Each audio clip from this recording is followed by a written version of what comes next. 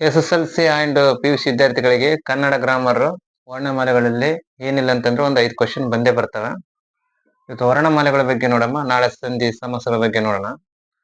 Kannada ವರ್ಣಮಾಲೆಗಳಲ್ಲಿ total 49 ಅಕ್ಷರಗಳಿವೆ. ಈ ಕನ್ನಡ ವರ್ಣಮಾಲೆಗಳು 49 ಅಕ್ಷರ. ವರ್ಣಮಾಲೆಗಳಲ್ಲಿ 3 ವಿಧ: ಒಂದು ಸ್ವರಗಳು, ಒಂದು ವ್ಯಂಜನಗಳು, ಒಂದು ಯೋಗವಾಹಕಗಳು. ಸ್ವರಗಳಲ್ಲಿ ವ್ಯಂಜನಗಳಲ್ಲಿ ಎಷ್ಟು? ವರ್ಣಮಾಲೆಗಳಲ್ಲಿ 3 ವಿಧ: ಸ್ವರಗಳು, ವ್ಯಂಜನಗಳು, ವೇಗವಾಹಕಗಳು.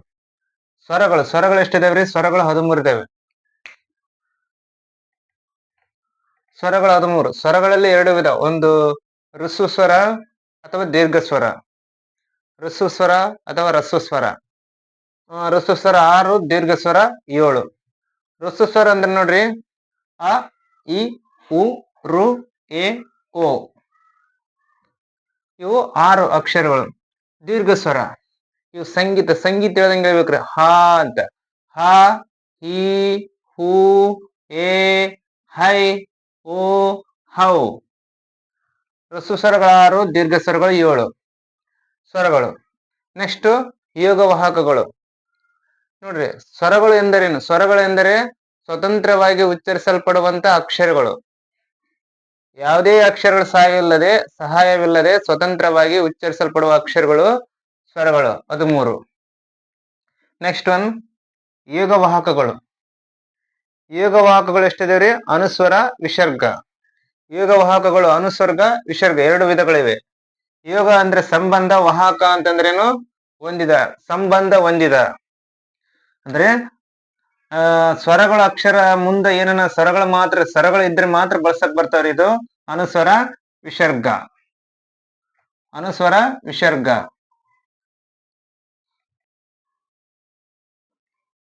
ವ್ಯಂಜನಗಳು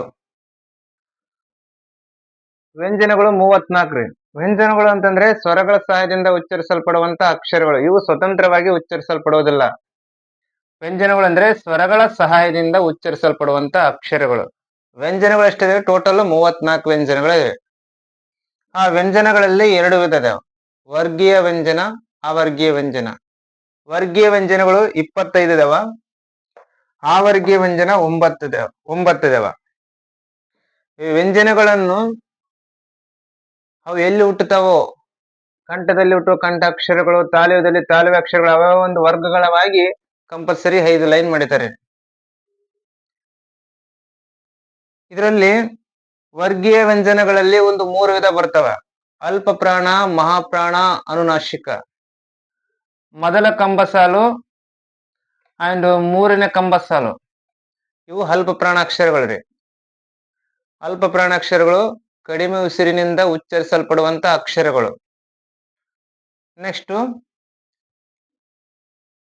2ನೇ ಸಾಲು, 4ನೇ ಸಾಲು ಇವು ಮಹಾಪ್ರಾಣಾಕ್ಷರಗಳು, ಹೆಚ್ಚು ಉಸಿರಿನಿಂದ ಉಚ್ಚರಿಸಲ್ಪಡುವಂತ ಅಕ್ಷರಗಳು.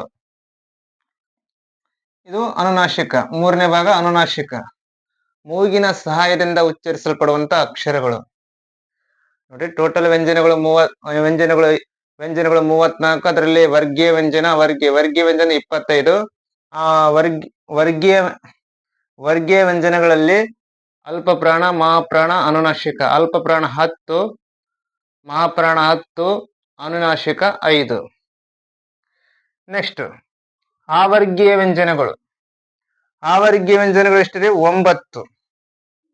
9. ಯ, ರ, ಲ, ವ, ಶ, ಶ, ಸ, ಹಾಳ.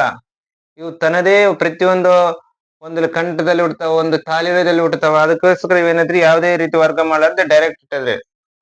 ಯಾಲಸ್ ಹಿಡಿದು ಲಾವರಿಗೆ.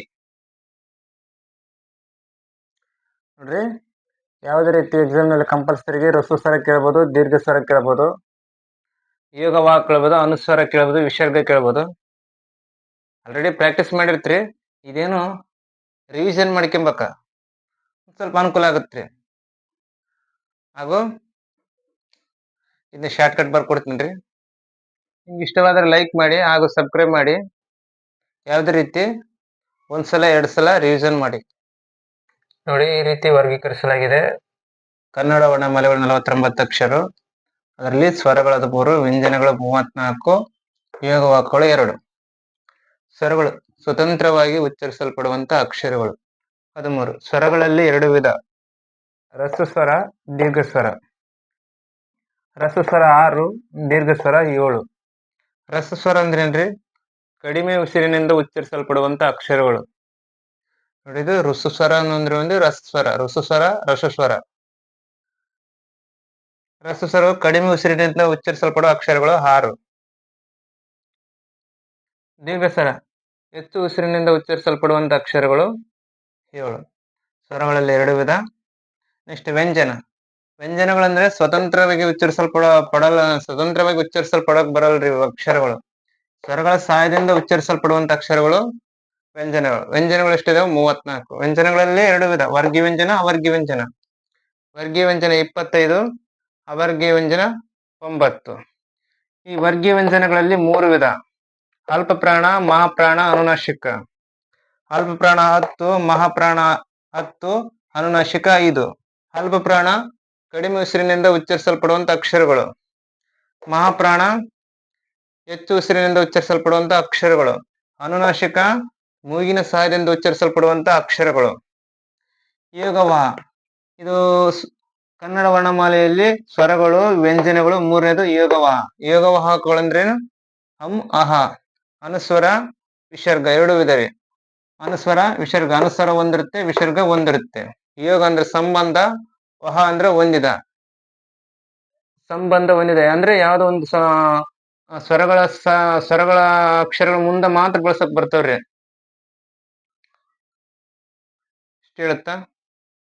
ಇದರಿಂದ ಕಂಪಲ್ಸರಿಗೆ 1 ಮಾರ್ಕ್ಸ್ 2 ಮಾರ್ಕ್ಸ್ ಬಂದೇ ಬರ್ಬೋದು. ಕಂಪಲ್ಸರಿಗೆ 5 ಮಾರ್ಕ್ಸ್ ಬರುವ ಅನುಸ್ವರ ಕೇಳಬಹುದು, ವಿಸರ್ಗ ಕೇಳಬಹುದು, ವರ್ಗೀಯ ವ್ಯಂಜನ ಕೇಳಬಹುದು, ಅವರ್ಗೀಯ ವ್ಯಂಜನ ಕೇಳಬಹುದು, ಅಥವಾ ಮಹಾಪ್ರಾಣ ಅಂದ್ರೇನು, ಅನುನಾಸಿಕ ಅಂದ್ರೇನು, ಈ ತರ ಕಂಪಲ್ಸರಿ ಕೇಳ್ತಾರೆ.